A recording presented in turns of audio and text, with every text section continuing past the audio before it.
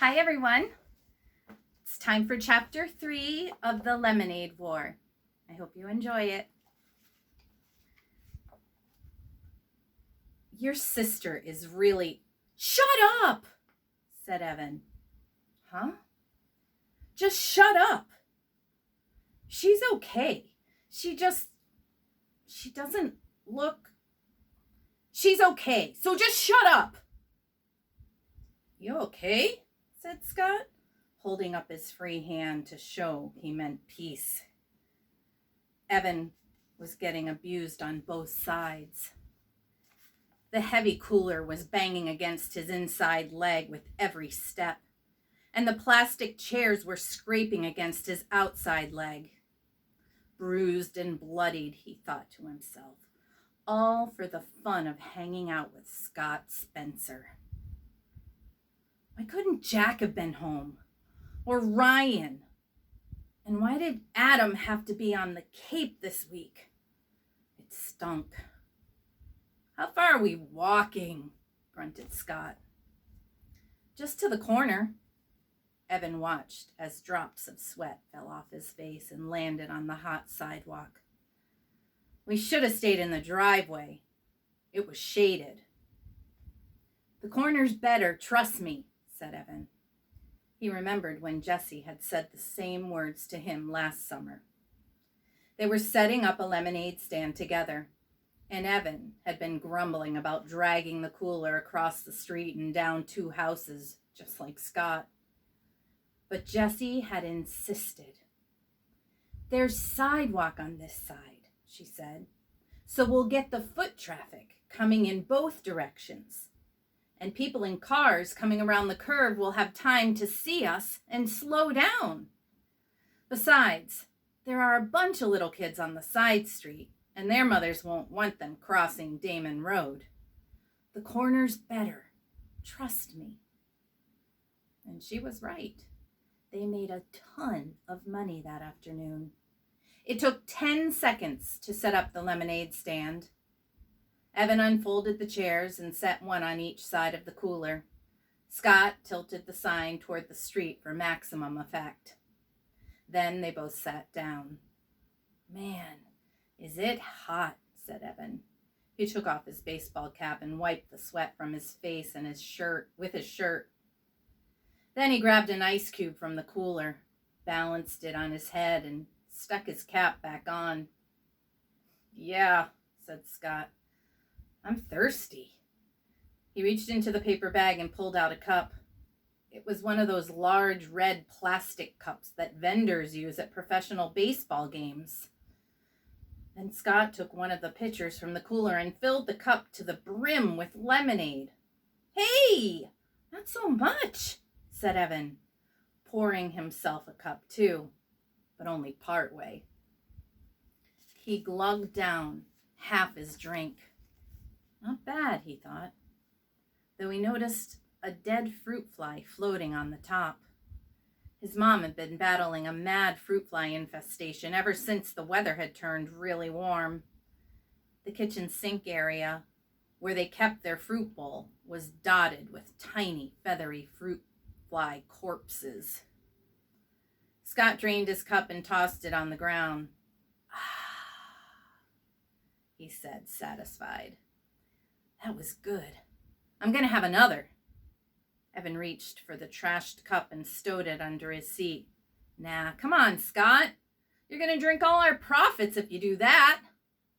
He stretched his legs out by putting his feet on top of the cooler. Just chill. I'm going to chill by having another cup, said Scott. There it was, that mean bite in Scott's voice. Evan's shoulders tensed up. Move your feet, said Scott. It's hot out here. Dude, you're... Evan sat up, expectantly, and looked down the street. Hey, here comes our first customer. A mother pushing a double stroller came into view. At the same time, one of the kindergartners from down the street rode her bike up, noticed the sign, and quickly pedaled back to her house.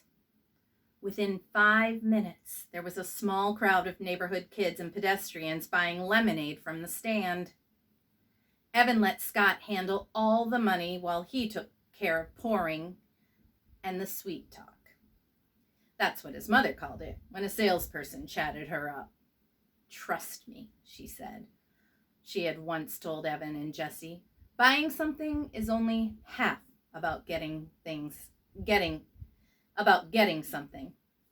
The other half is all about human contact. Mrs. Tresky knew about these things because she was a public relations consultant. She'd even written a booklet called 10 Bright Ideas to Light Up Your Sales for one of her clients. And Evan was like her. He was good at talking with people, even grown-ups. It was easy for him. So he kept the conversation flowing along with the lemonade. People hung around. Most of them bought a second cup before they left. Evan was so busy, he almost didn't notice Jessie flying out of the garage on her bike and riding down the street toward town. Good riddance, he thought. But at the same time, he wondered where she was going. During a lull in business, Evan walked all around the stand, picking up discarded plastic cups. Scott sat in his chair, jingling the coins in his pocket.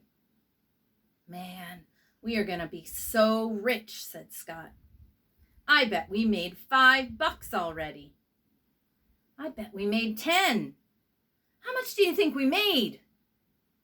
Evan shrugged. He looked at the stack of used cups in his hand and counted the rims. 14. They'd sold 14 cups so far, and each cup of lemonade cost 50 cents. Evan heard Mrs. DeFazio's voice in his ear. Mrs. DeFazio had been his third-grade teacher, and she'd done everything she could to help Evan with his math.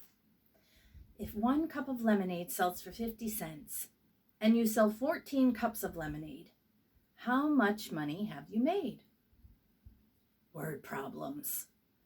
Evan hated word problems. And this one was impossible anyway. He was pretty sure the right equation was 14 times 50. But how was he supposed to solve that? That was double-digit multiplication. There was no way he could do a problem like that. And besides, some of those 14 people had bought refills but used the same cup. How many? Evan didn't know. Still, he knew they'd made a pretty good amount of money. That estimate was close enough for him. How much do you think we could make if we sold it all? Asked Scott. I don't know, said Evan. Maybe $20. That sounded high even to him. But Evan was an optimist. Do you really think? Both boys looked in the cooler. 3 pitchers were empty. They only had half a pitcher left. You were pouring the cups too full, said Scott.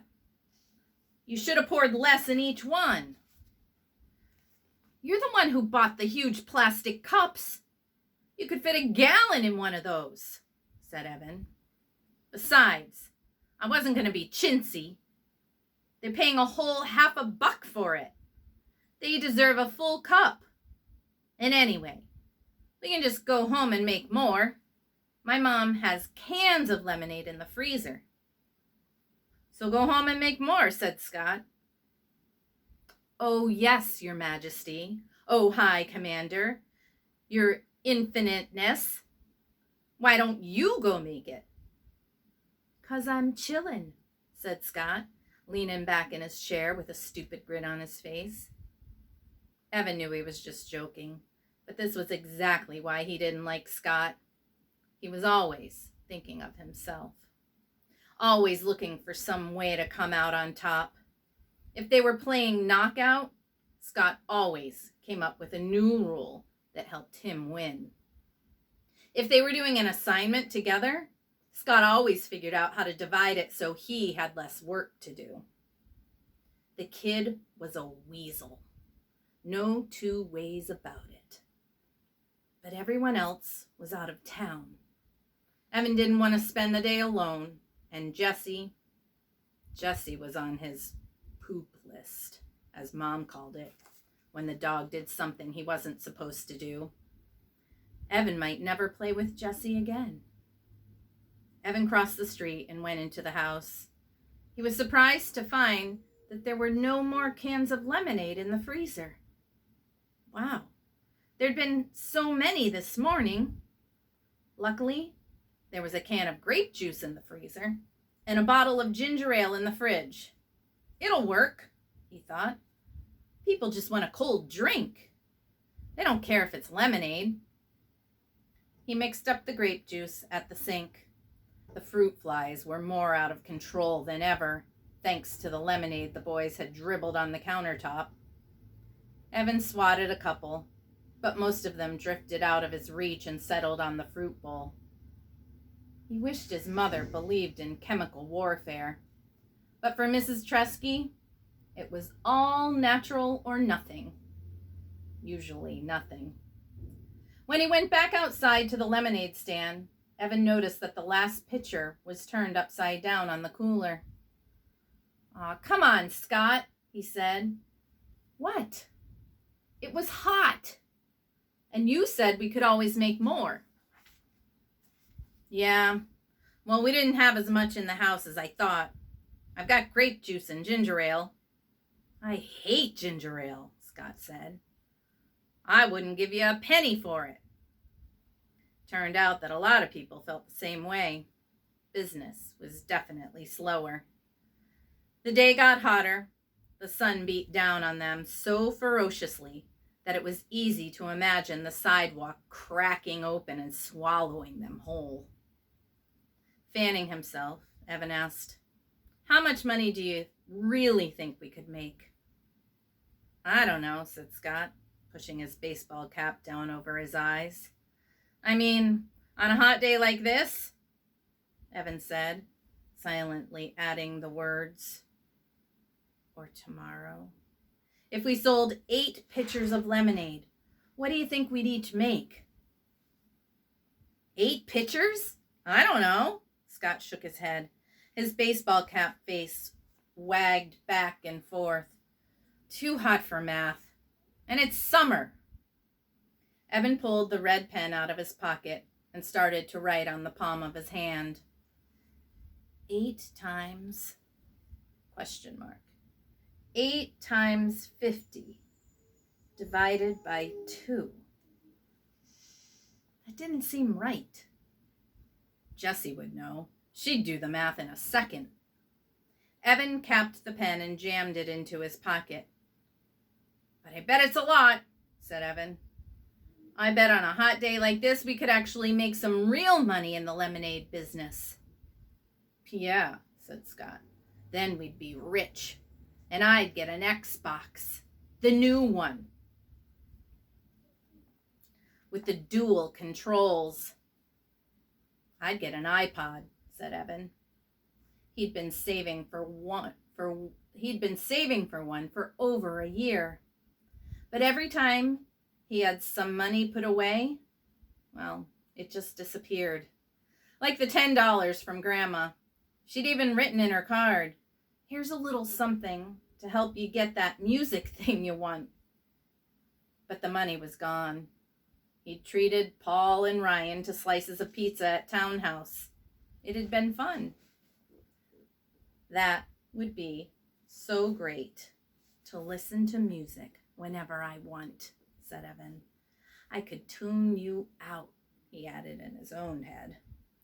Then he sat in silence, feeling the heart suck away every bit of their energy. Feeling the heat suck away every bit of their energy. Evan was hatching a plan. The heat wave was supposed to last at least 5 days. If he and a friend, not Scott, set up a lemonade stand every day for 5 days, he'd definitely have enough to buy an iPod. He imagined himself wearing it as he walked to school, wearing it on the playground. "Hey, Megan." "Yeah, it's my iPod. Sweet, huh?" Wearing it in the class when the teacher droned on about fractions and percents. Nah. But it would be so cool, At least there would be one thing that didn't totally stink about going back to school. After 2 hours, they decided to call it quits. Sales had dropped off fast, and they stopped altogether. "Hey, did you notice something?" asked Evan, stacking the chairs. "What?" said Scott. "When we started the stand, most of our business came from that direction." He pointed down the street toward the curve in the road. "But after an hour, not one person who walked past us from that direction bought a cup. Not one. They all said, 'No thanks,' and kept on walking. What do you think?" "I don't know," said Scott. "Boy, you're a real go-getter," said Evan. "You know that?" Scott socked him in the chest, but Evan defended and knocked Scott's cap off. While Scott was scrambling for his hat, Evan said, "Just hang here for a minute, okay?" and set off down the street. As soon as he rounded the curve, he knew why business had fallen off so badly. There was Jesse and Megan Moriarty from his class. They were standing inside a wooden booth, and their sign said it all. Lemonade. Frosty, delicious, thirst quenching. Wow, only 50 cents per cup. By the looks of it, their business was booming. Evan watched as Jesse accepted a fistful of dollar bills from a mother surrounded by kids. At that moment, Jesse looked up and saw him. Evan had a weird feeling, like he'd been caught cheating on a test. He wanted to run and hide somewhere. Instead, he froze. What would Jessie do? Evan couldn't believe it. She sneered at him. She cocked her head to the side and gave him this little, "I'm so much better than you" smile. And then she waved the money in her hand at him. She waved it, as if to say, "Look how much we've made selling lemonade. Bet you can't beat that." Evan turned on his heel and walked away. Behind him, he could hear Megan Moriarty laughing at him, clear as a bell. And that was chapter 3. Can't wait to see what happens in chapter 4. See you next time.